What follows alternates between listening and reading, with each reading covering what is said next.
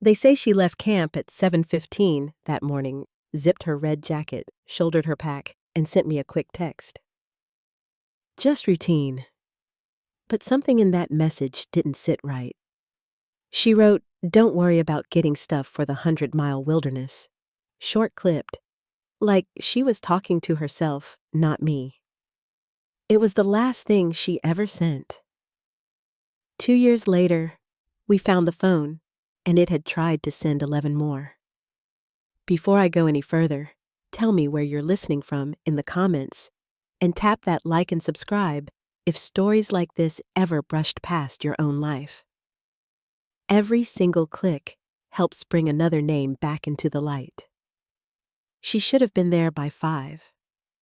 That was our rhythm. She'd step out of the trees like she always did, muddy tired, usually grinning. I'd have a folding chair set up and 2 peanut butter sandwiches waiting.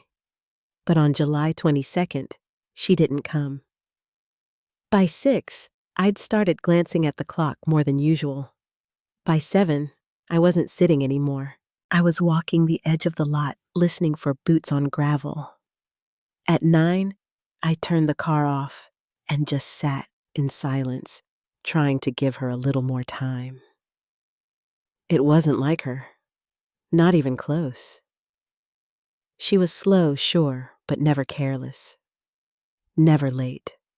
Not once in 3 months. I stayed the night in the car, figuring maybe she'd camped a little short. Maybe the weather slowed her down. It had rained the night before, and that stretch of trail north of Poplar Ridge was slick and rocky, one of the tougher sections. But by morning, I knew. Something was wrong. I drove to the ranger station and filled out a report. They took it seriously, I'll give them that. Within hours, the Maine Warden's Service had boots on the ground. By that afternoon, the search had started. What none of us knew then, not me, not the rangers, not the trained dogs or the chopper pilots circling overhead, was that Marion had gone missing not 10 miles from where I waited. She was out there somewhere in the woods alive and trying to reach me. But her messages never made it. The signal was weak in that part of the mountains, and every text she typed just sat there on her phone like it was stuck in amber. She'd written the first one around 11 that morning. Said she'd stepped off trail to go to the bathroom and couldn't find her way back. Said she was trying to head north somewhere past Woods Road. She asked me to call someone an AMC trail maintainer. She ended it with XOX like always. It would be 2 years before I ever saw that message. The official search covered over 50 square miles in the first week. They brought in everything: infrared drones, scent tracking dogs, even volunteers from other states. It became the largest search and rescue operation in Maine's history. I remember standing in a clearing with a ranger named Lieutenant Adam. He was calm, methodical, and honest. Said they were using grid maps, trying not to miss anything. Said the forest could play tricks, especially when it had been raining like it had. He looked tired, even on day 3. I looked worse, but Marion was close. Too close. Later, I learned that search teams passed within 100 yards of where she was camped. One of the canine units had crossed within 75 feet. The rains had muddied the scent, washed away tracks. The thick canopy made it almost impossible for aerial teams to spot anything. And Marion, well, she hadn't moved. She'd stayed put in that tent. It's what the books tell you to do, right? Stay where you are. Make yourself visible. Wait for help.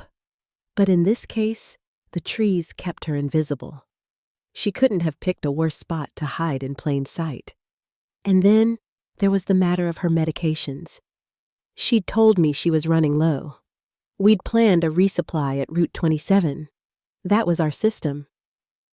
Just enough doses between each meeting point. But when she got lost, that plan unraveled. Her medications weren't the kind you could go without, not for long. She took them every day for anxiety, sometimes panic. Without them, the fear crept in faster. Jane had mentioned it before she left the trail. Said Marion wasn't great alone. Said she got turned around more than she admitted. I hadn't wanted to believe it. My wife was capable. She'd raised a family, served in the Air Force, cared for patients during night shifts in remote clinics.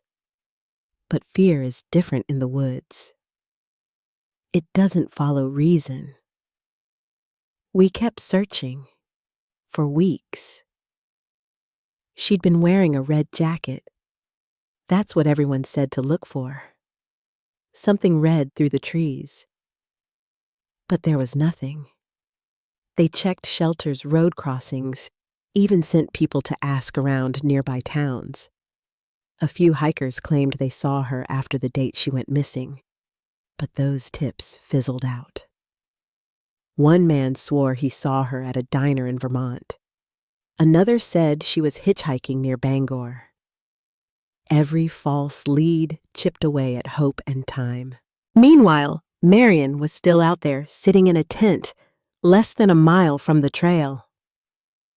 Sometime around August 6th, she wrote a letter in her journal. Addressed it to me and Carrie. Said if anyone found her body, they should please call us. Asked them to send us her things. Said it would be a kindness. I don't know how to explain what it felt like reading that later, knowing she was still alive when I was walking those same woods calling her name. It wasn't just the distance. It was the silence between us. She was trying to reach me, but her phone was just a flashlight in the dark, blinking into nothing. At one point, during the search, we got a ping. Her phone had briefly connected to a Verizon tower in the area. It gave us a radius, narrowed the grid to a few square miles, but it didn't lead to her. The signal logs weren't prioritized the way they should have been. By the time that data came to the top of the stack, the ground teams had already moved to a different section. I don't blame them. It was a massive operation. You do the best you can with the information you've got. But that ping had placed her right where she was. Right there. We just didn't know how to see it. As days turned into weeks, something started to shift. News coverage quieted. The volunteers went home. We held a memorial service 3 weeks after she went missing. Some people said that was too soon, that it meant I'd given up. But the truth is, I never stopped looking. I just knew the difference between public grief and private hope. I kept the reward posted, 10,000, then 15. A hiking group bumped it up again. I answered every phone call, every tip, every hiker who thought they found something strange in the woods. But the forest kept its silence. It would be 2 more years before a man named Randy, a Navy contractor, was out doing a routine survey and noticed something odd near the tree line. A bit of tarp, maybe. Something not natural. But that's a story for later. All I knew in those first few weeks was that my wife had vanished somewhere between 2 known points. She'd stepped off trail and the woods had closed in behind her like a door with no handle. And the part I still can't let go of is how close we were. That while I was setting out fresh water and sandwiches, she was trying to send a message from the other side of the trees. A message I never saw. Not until it was far too late. By the 3rd day, the search had started to shift. They brought in more volunteers, tightened the grids, and expanded the radius. I remember someone at the ranger station mentioned that every passing hour made it less likely she was just delayed.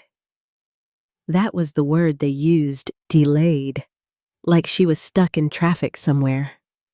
But I'd been out there every day since.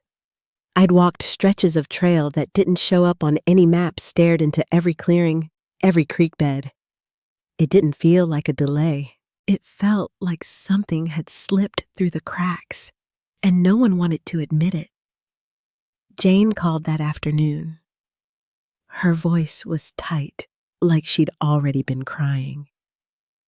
She asked if there was any news, and when I said no, she went quiet for a long time. Then she said something I haven't forgotten. She said, "George, she was terrified of being alone out there."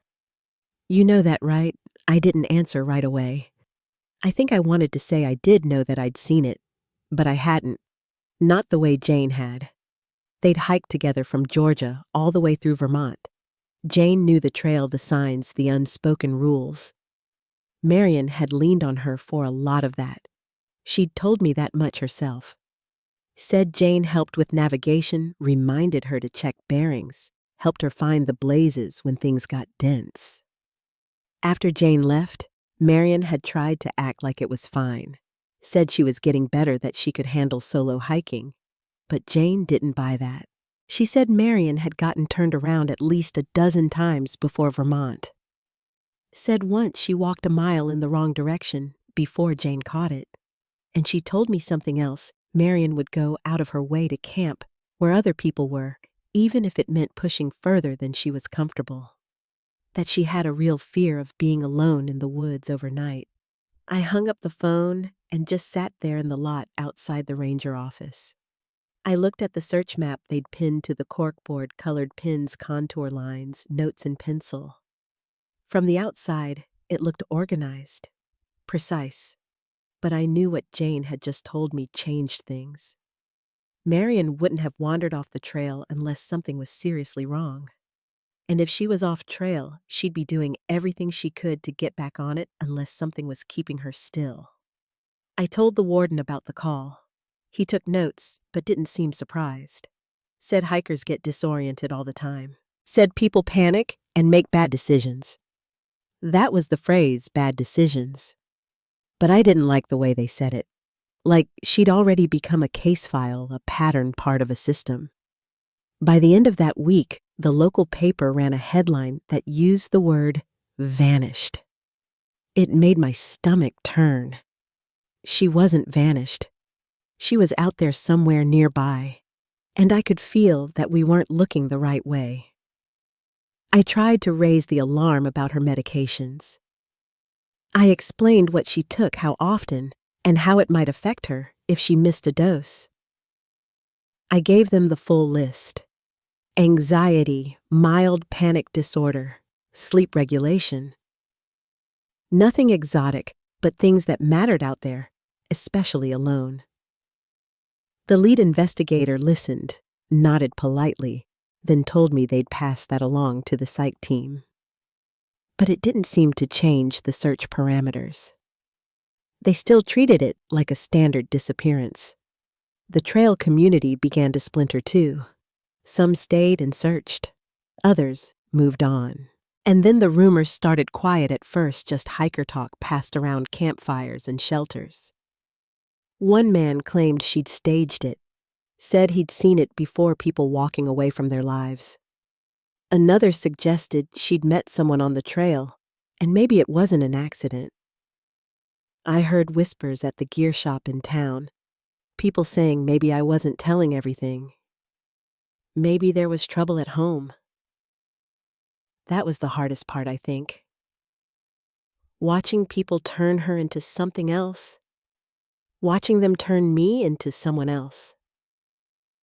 Carrie came up from Massachusetts and stayed with me a few nights. She helped pass out flyers, called a few friends in the hiking community. She was the one who pushed me to keep the reward going. Said anything that kept her mother's name in the public eye was worth it. But I could tell the stress was getting to her. She didn't say it outright, but I knew she was afraid we'd never find her. Not alive. By week 2, law enforcement started to scale things back. They shifted from active search to limited response. Said they'd continue checking leads, but ground operations were reduced. The map on the wall stayed up, but fewer pins were added. The pins that were already there faded as the sunlight hit the board. Then someone from the team mentioned a signal ping. Said they'd picked up a brief connection between her phone and a Verizon tower on the 23rd. That caught my attention fast. I asked where the ping had come from, and he pointed to a general area already marked in red. I asked if they'd searched it, and he said yes twice. Dogs line teams the whole process, but nothing had turned up. I remember standing there staring at that section of the map. It wasn't even that far from where I'd been parked. Less than 2 miles. The problem was, in that part of Maine, a half mile can mean the difference between being seen and being invisible.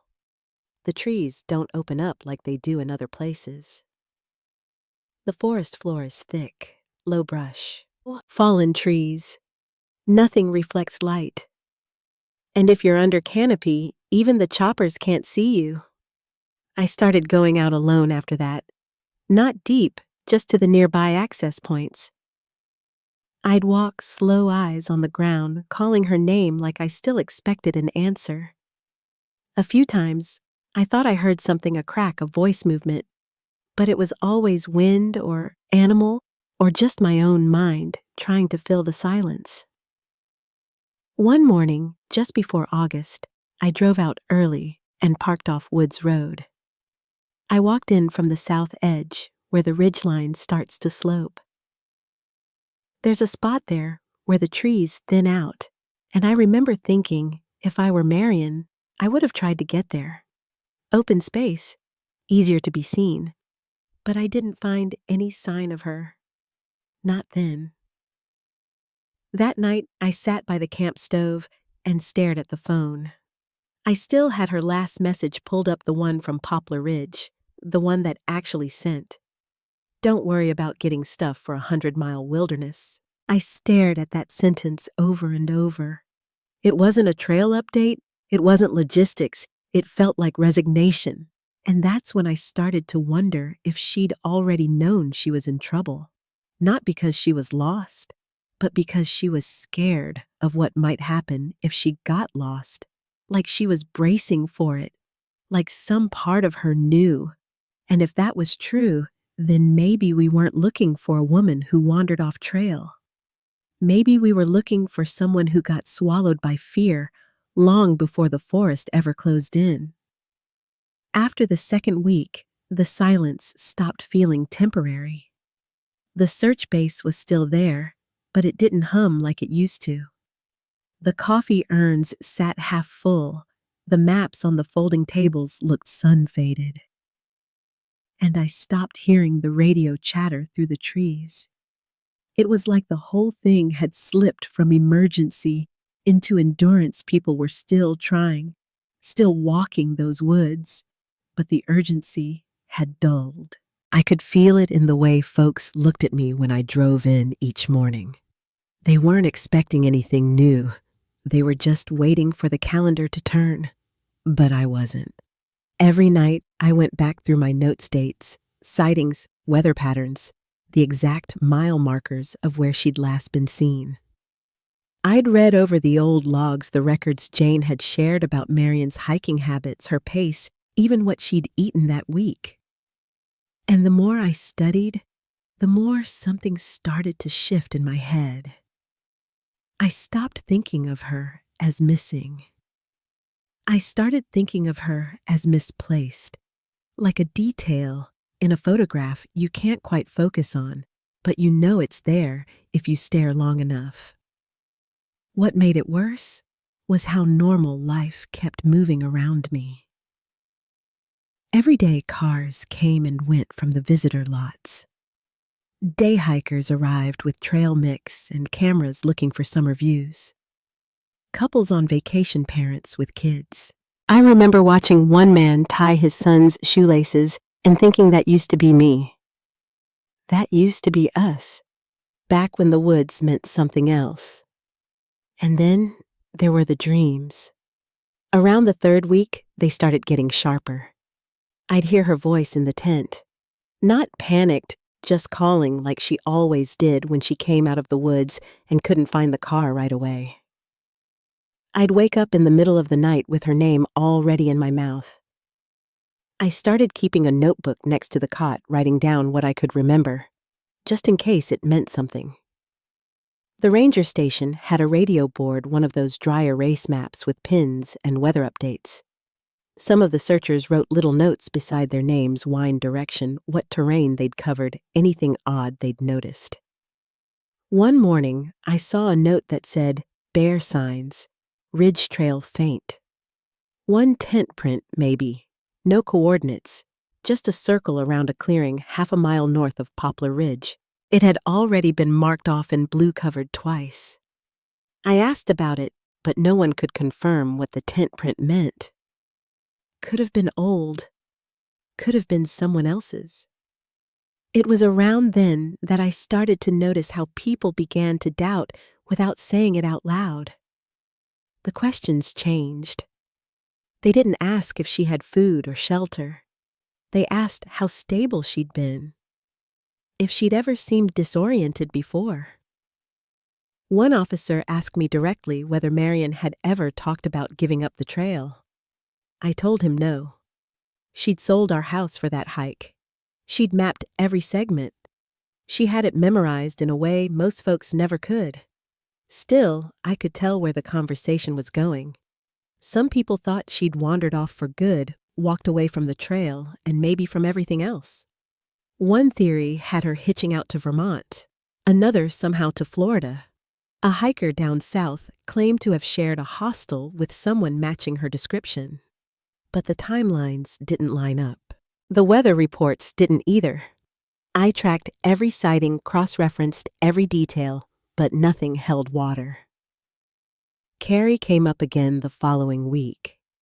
She brought a manila folder filled with satellite images and printed maps she'd pulled offline. She'd gone through every known case of missing hikers on the trail in the last 10 years. She found that most were resolved within 5 days, a handful longer. But no one with Marion's training, her gear, her planning, no one like her had just vanished without a trace. She asked if we should start preparing for a different outcome. I told her I couldn't, not yet. Not when we hadn't even found her pack. Not when her last ping was less than 2 miles from where we stood. That was the hardest part, the proximity. It made every step feel heavier. I'd walk 20 feet and stop thinking. If I raise my voice, right now could she hear me? If she lit a fire, would I smell it? If she stood up from behind a rock, would we make eye contact? I replayed those thoughts constantly. One night, I sat by the trail crossing near the base of the saddleback and tried to picture what she might have done. If she had veered left instead of right. If she'd gotten turned around while searching for a place to use the bathroom. If she'd slipped. I tried to think like her, but fear isn't logical. It doesn't follow maps. It curves in on itself. That's what Jane had warned me about. She said Marion didn't think well when she was scared. Said she'd freeze up sometimes, stop walking, lose her orientation completely. That never lined up with the Marion I knew. But the trail can change people. Out there, the smallest wrong decision can loop back on itself until you forget what direction you started in. And the thing was, she had the right gear. She had food. She had a good tent, decent boots, a first aid kit, water filters. On paper, she should have been fine. But survival isn't always about equipment. Sometimes it's about how long you can stay calm, how long you can keep moving. Later that week, one of the search leads pulled me aside. He said they were scaling back again, still monitoring tips, still following up on credible leads.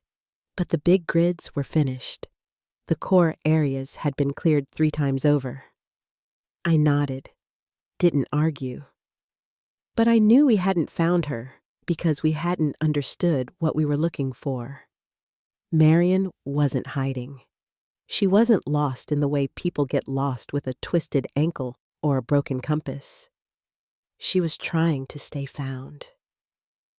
Trying to hold still, thinking someone would come. And I kept wondering, what if she heard us? What if she saw the chopper? What if we were just on the other side of the trees calling her name and she couldn't answer because the fear had already shut her down? I started dreaming about the clearing again, the one I'd visited near Woods Road. In the dream, I could see her tent not far from the edge, hidden in the shadows. She wasn't moving, just waiting. And no matter how many times I called, she never turned her head. The next morning, I returned to that same clearing early before the mist had lifted. I didn't find anything. No tarp, no footprints. But I stayed longer than usual. I waited in case something shifted, and just before I turned to leave, I noticed a patch of trees that looked darker than the rest. Not unnatural, just untouched. I marked it on the map and wrote the date beside it. August 14th. It didn't lead anywhere that day, but I kept the mark, kept it circled, because something about that stretch of woods felt like a place someone might wait, hoping the world would come find them. About 3 weeks in, I started sleeping with the map spread out beside me like blankets.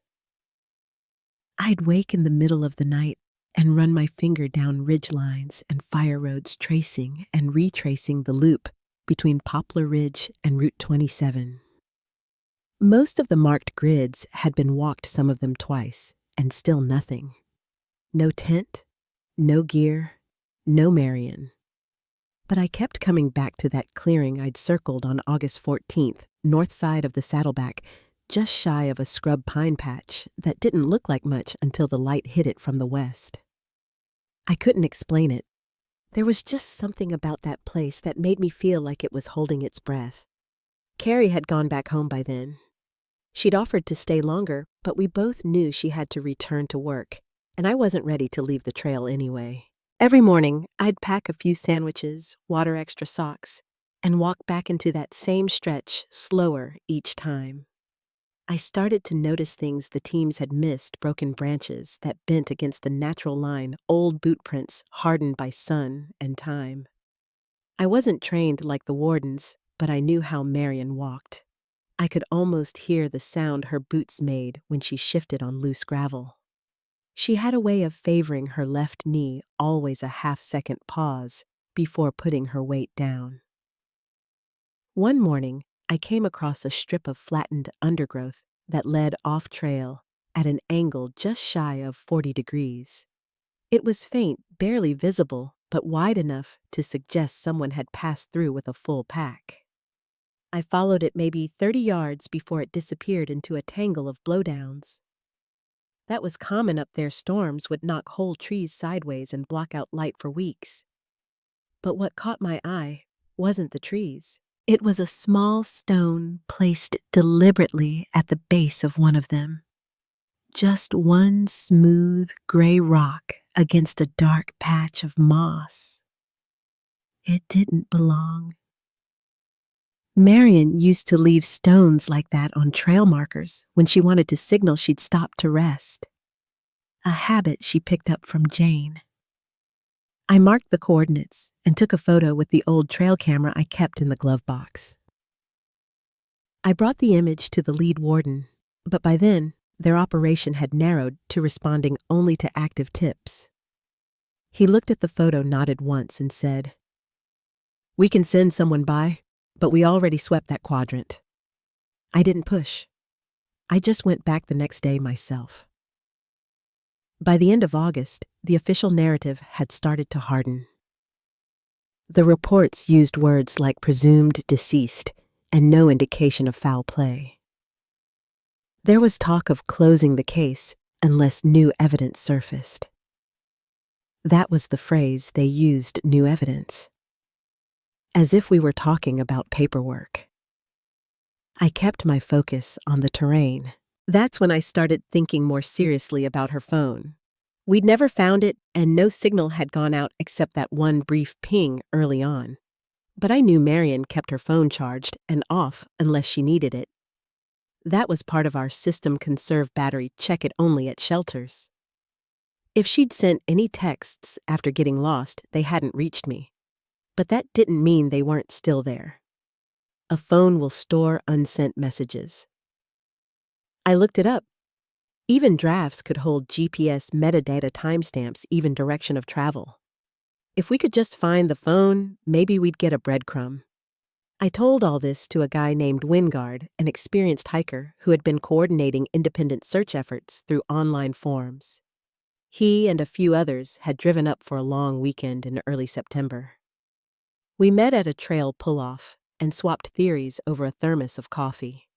He had a topographic map with notes of his own grid overlays, elevation markers, weather impact zones. He was thorough.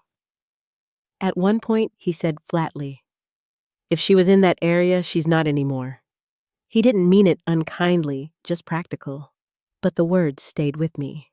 We spent 2 days checking the area north of my marked spot. Didn't find anything. No gear, no prints, no trace. On the last afternoon, Wingard took a long look at the tree cover and said, "You could pitch a tent here and disappear for a decade. If you didn't move, nobody'd ever see you." That sat with me longer than I care to admit. Because I'd been thinking the same thing. The Appalachian Trail runs close to old logging cuts and Navy land in that region. Some of it's unmarked, some fenced. In the early days of the search, there'd been speculation about whether a training exercise might have interfered with the Operation Radio Frequency's surveillance blind spots. But nothing ever came of it. Still, I found myself circling the boundary line more and more, tracing how close Marion might have gotten if she'd wandered just a few hundred feet the wrong way. Then, sometime in mid-September, I remembered something Marion had said weeks before she started the trail. We were going through her pack, testing her gear, and she pulled out a plastic sleeve holding a map of the 100-mile wilderness. She pointed to a cluster of dashed lines near the edge and said, "I don't trust these old roads. They shift. They make you think you're on the trail when you're not." That stuck with me, because a person trying to reorient might follow something that looked like a logging path, not knowing it was a dead end. I went back to the GPS and zoomed in on the region near where the signal had pinged. There, just off to the southwest, was an unmarked trail spur, no name, no distance, but clear enough to show as a contour depression. It was only about 3,000 feet from where she'd last camped. I sat with that number for a long time. 30 minutes on foot, less if she was moving downhill. I closed the laptop and stared out the windshield. The sun was low, filtering through the trees like it had the day I first waited for her. And for the first time, I let myself say it out loud. She was that close. What I didn't know, what none of us knew, was that while we were walking circles around that patch of forest, while volunteers came and went, while officers reviewed grainy satellite images and hikers scribbled sightings on diner napkins, Marion had been waiting in silence. She had written messages. She had rationed food. She had tried to build signal fires. She had kept her flashlight ready. She hadn't given up. We just hadn't looked close enough. Not yet. I started carrying a compass, even though I wasn't using it to navigate. I think it was more of a gesture by then, something Marion would have appreciated. She always tried, even if she didn't fully trust herself with directions. I'd watch that needle swing as I stood in those woods, the silence all around me dense and unbothered. By September, the air had started to shift. Mornings had a bite. The leaves were turning earlier than usual, little patches of yellow curling into the tree line, and still no sign. It didn't make sense how someone so prepared, so deliberate, could be this close and still hidden. But I kept going back to the same stretch north of Poplar Ridge. Same ridgeline, same gut feeling. I was retracing the area around the signal ping, marking every rock pile and drainage cut. I wasn't looking for a full campsite anymore. I just wanted something small. One snapped branch, one torn piece of fabric. Anything that said yes, she was here. Then, near the end of the month, I came across a small indentation in the earth, shallow but square. Like someone had set something there for a while. It could have been natural fallen branch animal bed, but it was clean. Pressed. And beside it, tucked beneath a patch of pine needles, I found the frayed edge of an emergency blanket. Just a corner of silver. Not torn, not shredded, just worn down. I didn't say anything at first. I sat with it in my hand and stared at the ground like it might explain itself. The blanket wasn't enough to prove anything, but it felt like a page out of someone's life folded over and left behind. I brought it to the wardens anyway. They added it to the report, said it might have belonged to any hiker. But I knew Marion had packed two, one folded in her tent bag, one kept loose in the side pouch of her pack. That side pouch had been torn years ago. She sewed it shut herself by hand with blue thread. I knew because I watched her do it at our kitchen table while dinner was in the oven. I started writing again around then, not to anyone, just notes to myself. Details, weather conditions, tree types, it helped. It gave the day's structure. I stopped trying to explain my movements to anyone else. The forums had gone quiet. The reward fund wasn't drawing new eyes anymore. Even Carrie stopped asking for updates unless I called first. She meant well. She just needed a break from the weight of it all. I couldn't fault her for that. One morning, I followed a game trail farther west than usual and ended up along a ridge I hadn't visited since the early days of the search. It overlooked a shallow ravine, nothing dramatic but enough of a drop to make it tricky terrain. The sun was still low and the dew hadn't burned off yet. I almost turned back. But then I noticed the way the tree line opened up just slightly about 50 yards below. A dip in the cover. I couldn't see the floor from where I stood, but something about the geometry felt different, like the trees had made room for something. I started climbing down. It wasn't easy, loose rock slick roots. I had to move slow. At the bottom, I found what looked like an old fire ring. Not new, but not ancient either. Charred stone, a few blackened sticks, and the odd part 3 stones placed on top of the ring in a tight line. Almost like a lid. I crouched there for a while, not touching anything. The longer I looked, the more I noticed. Scorch marks extended up one of the nearby trunks. Not high, just enough to suggest someone had tried to get the flames visible. But with the tree cover, the way it was, the smoke wouldn't have traveled far. I marked the site, flagged it with a strip of cloth from my pack, and hiked out before dark. That night, I pulled up the trail elevation maps again and realized something that stopped me cold. From that spot, Marion wouldn't have seen the sky. The canopy was too dense. Even on a clear day, you'd feel sealed in. No wonder no one saw her.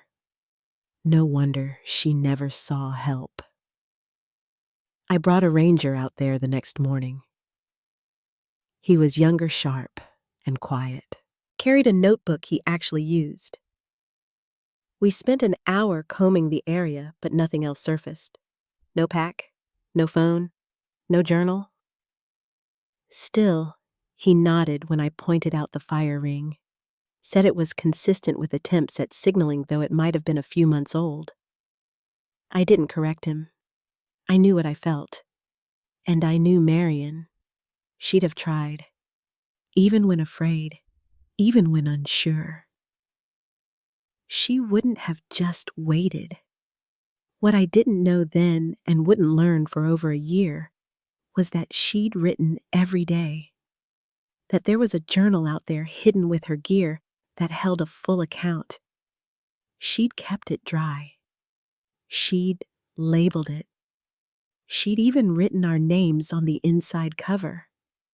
But none of that would surface until the following fall. At that moment, all I had was the smoke mark and that bit of blanket and a feeling I couldn't shake that we were looking too wide when we should have been looking down. The next few weeks passed in a kind of slow motion rhythm. I walked in the mornings, logged details in the afternoon, and drove into town only when I had to. The woods felt different now, not empty, but quiet in a more intentional way. Like something had already happened and the land had settled around it. I didn't find anything else that fall. Winter came early, and with it the snow. I packed up, reluctantly, drove back to Pennsylvania, and promised myself I'd return in spring. I left a small marker on the ridge near the fire ring, just a stone balanced upright, nothing noticeable unless you were looking for it. The thing I remember most from those final days was how still everything felt. No wind, no animals, just the hush that comes when the forest braces for cold. And somewhere beneath it, I believed Marion was still there, waiting, preserved by the same silence that had kept her hidden. That winter, I kept a copy of the trail map taped above my desk. Every night before bed, I looked at that one stretch between Poplar Ridge and the Navy boundary. That was where she went missing, and in my heart, I knew that was where she'd stayed. What I didn't know yet, what none of us could have imagined, was that someone would walk into those same woods almost 2 years later, not looking for her, not even thinking about her, and come face to face with what we'd all missed. A tent, a pack, and the truth we'd been circling since the day she disappeared. The call came on a Thursday afternoon in October, 2 years and 3 months since Marion disappeared. I'd just come in from stacking firewood, hands still stiff from the cold, when the landline rang. Not many people called that number anymore. It was Lieutenant Kevin Adam from the Warden Service. His voice was even clipped the way I remembered it from those early days, but something in his tone made me sit down without meaning to. He said, "We believe we found her." I didn't say anything at first. He waited, then added, "A contractor working a forestry survey on Navy-owned land found what appears to be a tent with remains. Based on what was recovered, we're nearly certain it's your wife." That sentence didn't sound real, not even after I heard it. I drove up the next morning. He met me at the trailhead, same lot where I used to wait with the sandwiches and water bottles. The sun hadn't fully risen yet, and the trees were dripping from a night of rain. He handed me a pair of gloves and said it was a 2-hour hike, no press, no cameras. Just us, and one other officer. We didn't talk much on the way in. The air was heavy, not just with weather, but with the weight of time. When we reached the edge of the Navy property, the contractor who'd found her was already gone. His name was Randy Mallard. Civilian, no connection to the case. He'd been walking grid lines with a GPS stick cataloging tree growth for an environmental study when he saw a flash of something that didn't belong, green nylon, faded red trim, low to the ground. The tent was flattened, tucked beneath a thick sweep of pine and birch practically fused into the forest floor. The rain and leaf fall over 2 years had disguised it well. I stood just outside the taped perimeter while Lieutenant Adam moved around the site narrating what they'd found. A sleeping bag partially unzipped. A green backpack propped against the side wall. Cooking gear arranged in a way that made sense if you knew her. Rain gear folded. Flashlight capped and dry. She'd been careful. She'd kept her things in order. That part didn't surprise me. They found a journal sealed in a Ziploc bag labeled, "George, please read." That label did surprise me. Not because she wrote it, but because she'd had the strength to. The handwriting was still legible, slightly faded, but unmistakably hers. Inside were dated entries, day after day, of careful, calm reflections. She'd described getting turned around after leaving the trail to use the bathroom. She'd written about trying to climb uphill for a better signal. About seeing helicopters and thinking rescue was near. About the fear, but also the decision to wait to stay put, conserve energy, trust the system. She believed someone would come. She believed I would come. They found her phone too still powered off to save battery. Once they accessed it, the messages were all there. Drafts, mostly. One had been sent, but never delivered. The rest were time-stamped over those first few days. Some short, some panicked, some hopeful. That first one had read, "Got off trail to go to BR. Now lost. Can you call AMC to see if a trail maintainer can help me? Somewhere north of Woods Road." I stared at the screen as the text scrolled through each line. I didn't ask to hold it. It didn't feel like mine to touch. The position of the tent explained everything. She'd been just 3,000 feet from the trail, less than a mile, but behind a ridge that masked both noise and light. The canopy above her was too thick for thermal imaging, and the rains had wiped away her scent before dogs could pick it up. One warden said it was like she'd vanished into a fold in the landscape, a place between lines on the map. But what struck me most wasn't the location. It was the decisions she'd made. She'd built up the floor of her tent with pine needles to stay dry. She'd tried to light fires, though the burn marks on the trees showed she hadn't chosen wood that smoked. She'd rationed her food, recorded what she ate. She'd conserved water. Everything pointed to someone who was thinking clearly, at least for a time. But as the days wore on, you could see the change in her writing. The sentences got shorter, the entries less frequent. On August 6th, she wrote, "When you find my body, please call my husband George and my daughter Carrie. It will be the greatest kindness to let them know where I am." She signed it with a thank you. She always thanked people. The medical examiner would later confirm what we already suspected: death by exposure. No trauma, no animal involvement, no foul play. But they also ran what they called a psychological autopsy. Looked at her medications, her background, her behavior on the trail. Their conclusion was quiet and careful.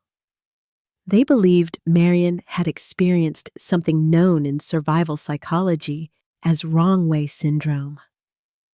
It's when someone makes a series of emotionally driven decisions that feel safe in the moment, but ultimately reduce their chances of rescue.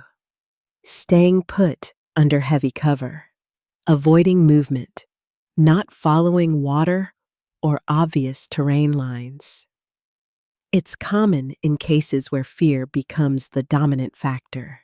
And when you add in medication withdrawal, when someone's body is adjusting without the chemical support it's used to, it compounds fast.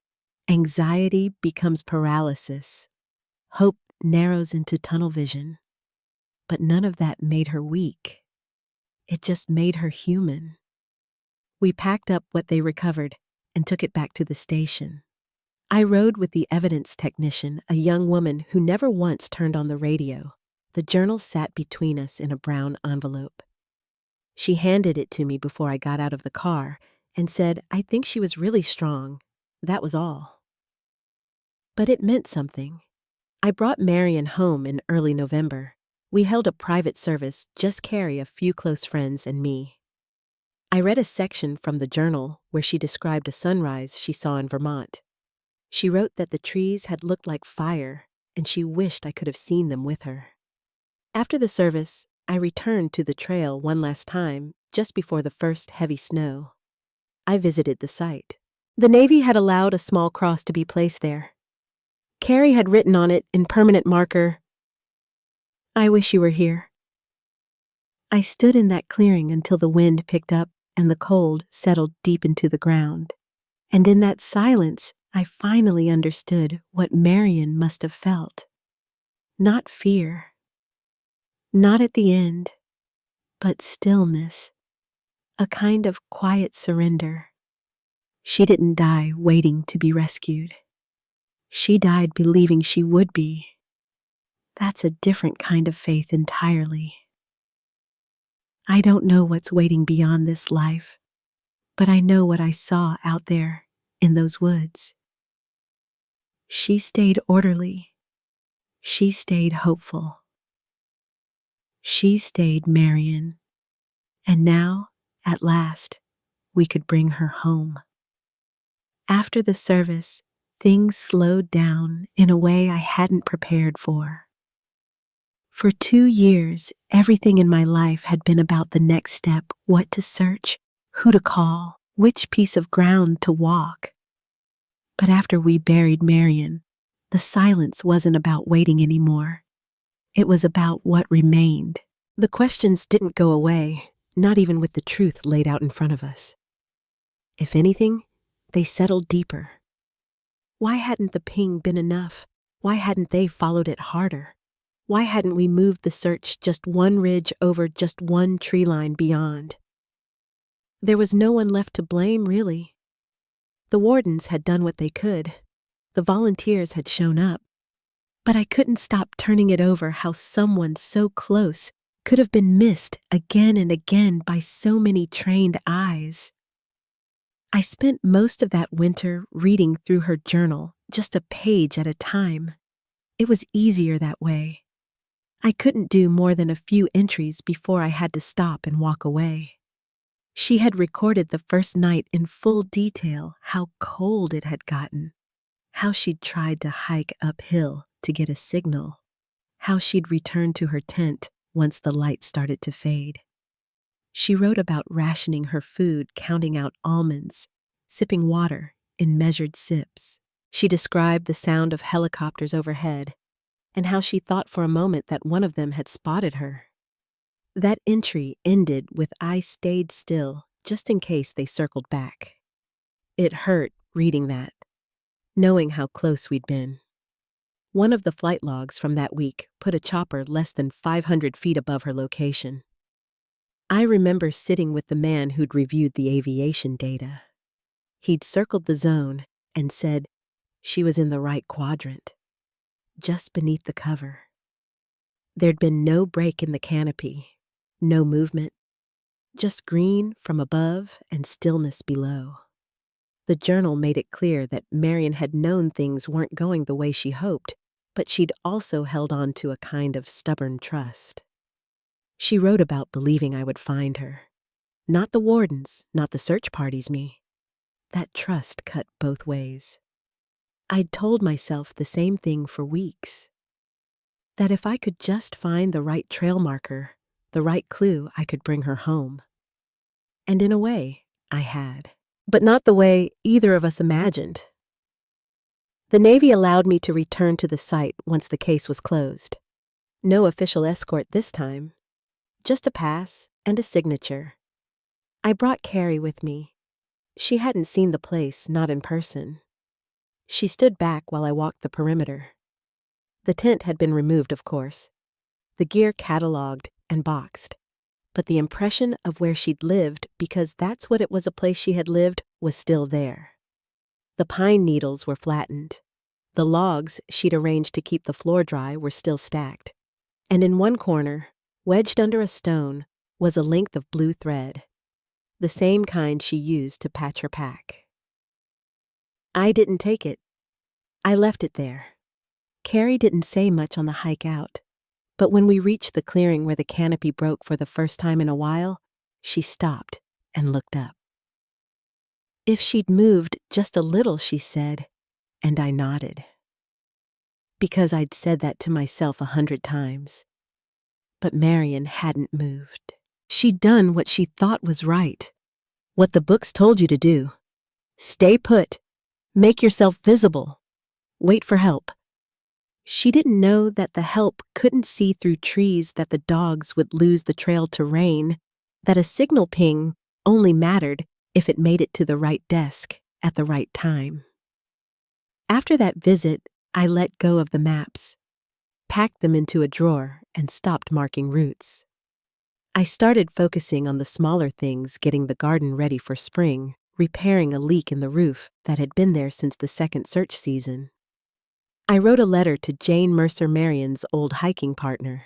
She'd called a few times after the body was recovered, but we kept missing each other. I told her what we'd found, what had been recovered, what the journal said. She sent a letter back weeks later with a simple message. She was brave, and she was loved. It's strange what the mind holds on to.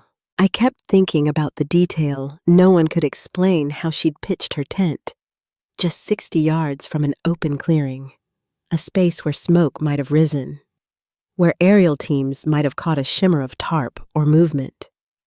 60 yards, not even a full football field, and no one knows why she didn't move there. Maybe she never saw it.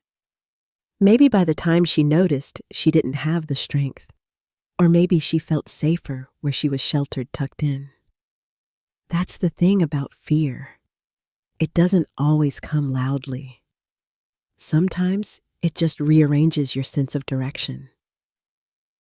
I've come to accept that we'll never have all the answers. But we do have her words, her entries, her care. That's more than most people ever leave behind. She'd signed the last page in the same handwriting I'd seen for decades on birthday cards and grocery lists. Tell Carrie I love her. Tell George I waited.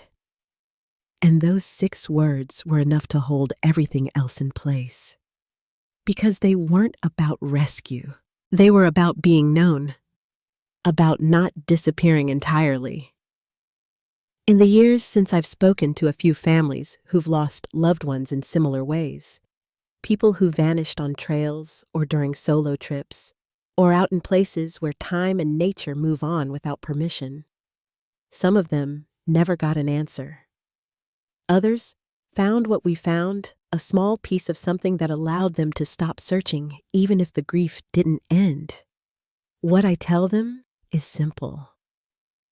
Sometimes it's not about how far a person walked, or how long they survived, or how close the search came. It's about bearing witness, about someone saying, I see where you were.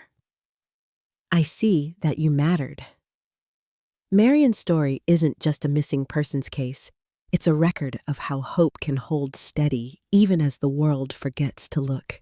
And maybe that's the thing that stayed with me most. She believed someone would come, even when the batteries ran low, even when the sky never cleared, even when the sound of voices passed just out of reach. She wrote, she waited, she stayed. And now she's not alone anymore. There's a quiet that settles in after the noise is gone, not the silence of absence, but the stillness of understanding. That's where I find myself now. It's been months since we laid Marion to rest, and in that time, I've stopped pacing the same trail in my mind. I still walk, still take the long road past the state line on cool mornings, but it's different. I'm not searching anymore. I'm remembering. Carrie calls every Sunday. Sometimes we talk about regular things, her garden, a book she's reading, the cat that refuses to stay off the porch swing. But every so often, she'll ask something small about the hike, about what Marion packed, about where I think she would have turned around if Jane had been with her. There's no answer to that, not really. But I think it matters that we still ask. I've read that journal cover to cover now more than once. There's no drama in it. No panic, no grand final entry. Just pages written in the same clear, patient voice I knew my whole life. Marion described her days by the hour. What she cooked. When she hoped help might arrive. And then gradually, what she came to accept. She never cursed the woods, never blamed anyone. She simply wrote what she saw, what she hoped, and in the end, what she wished for us. That we would know where she was. That we wouldn't keep wondering. In one of the last entries, she wrote something I think about often. It said, "I know I won't make it out of here. But if someone finds this, please tell George I kept trying. I just couldn't get unlost." There's a kind of truth in that I've come to respect. We like to believe that people who survive do so because they're stronger, or smarter, or braver. But sometimes it's just luck. And sometimes it isn't. Marion had the will. She had the gear. She had the knowledge. But in the end, she also had fear. And fear left alone long enough can drown out everything else. I keep a photograph of her by the window now. Not a hiking photo, just her at home in the kitchen peeling apples with the sun coming in behind her. That's the version of her I hold on to. That's the Marion who taught our daughter how to balance a checkbook, who insisted on handwritten thank you notes, who could walk 2 miles on a bad knee just to catch the end of a sunset. That's who she was, even out there, even at the end. Steady, stubborn, trying. They've placed a small marker at the spot where she was found. Nothing fancy, just a wooden cross with her name and the year. Carrie wrote something on the back in black ink. You are not forgotten. And she's not. Not by me. Not by those who walked beside her for part of the trail. Not by the strangers who sent letters when they heard her story. People who'd never met her, who just needed to say that her name mattered. If you've made it this far in the story, thank you. I hope it stays with you. I hope you remember Marion, not because of how it ended, but because of how hard she tried to come home. And if her story reminds you of someone you've lost, or someone who never got their own ending told, I'd ask you to share it. Even a name in a comment can be a light in the dark. Sometimes that's all it takes. Sometimes it's enough. My name's George Leland. I'm 67 now, retired from teaching high school math in northern Pennsylvania. For most of my life, I lived by one rule: keep your promises. I taught my students the value of precision, and I held myself to it too, in work and marriage, in every small thing. When Marion and I sold the house, it wasn't on a whim. We'd planned for years. She wanted to hike the Appalachian Trail start to finish. All 189 miles of it. I didn't have the knees for that kind of climb anymore, but I promised I'd support her drive between trailheads, bring food, clean socks, keep the car warm. We'd been married 42 years. Never missed a birthday. Never broke a vow. She called herself slow and stubborn. Inchworm, she'd joke 1 mile an hour through the hills of Georgia, Vermont, Maine. But I'd never seen anyone more determined. She'd already done over 900 miles when that summer rolled around. Every few days I'd park near a crossing and wait for her. I always knew what time she'd come out of the woods, give or take 5 minutes. She was that reliable. I'd have snacks ready, fresh water, whatever she needed. We'd sit in the hatchback, talk about her hike, and then I'd drive to the next point. But something changed after her friend Jane had to leave. Jane had been her trail partner for nearly 3 months. She was the seasoned one, knew how to read terrain, use a compass spot, a false path. Marion could walk, sure, but she didn't like camping alone. She'd admit that softly when no one else was around. Jane left at the end of June after a family emergency. I asked Marion to hold off, maybe pick it back up next year, but we'd already boxed up our life. The mortgage was settled, storage unit paid. She wanted to keep going. I couldn't argue with her heart. I saw the shift, though. In her voice on the phone, in the way she stopped talking about the views and started talking about the fog. She didn't say she was scared. Marion wasn't the type to call something fear, but she'd say things like, "I didn't see another soul for hours," or "the map said one thing, but the trail felt wrong." She reached Poplar Ridge on July 21st. It was rainy that night, but she texted me to say she'd made it to the shelter. Her plan was to hike 22 more miles north and meet me at Route 27 the next day. I set up camp near the parking area that night, just like always. Packed a thermos, some fruit, extra batteries for her flashlight. The morning of the 22nd, I got her text at 7:15 a.m. I can still see it. About to leave shelter. Don't worry about getting stuff for a 100-mile wilderness. That was the last message that ever made it through. She was supposed to reach me by early evening. I waited in the car, same as always. 6 hours passed, then 8. When the sun went down and the driver's seat got cold, I knew something was wrong. I just didn't know yet how wrong.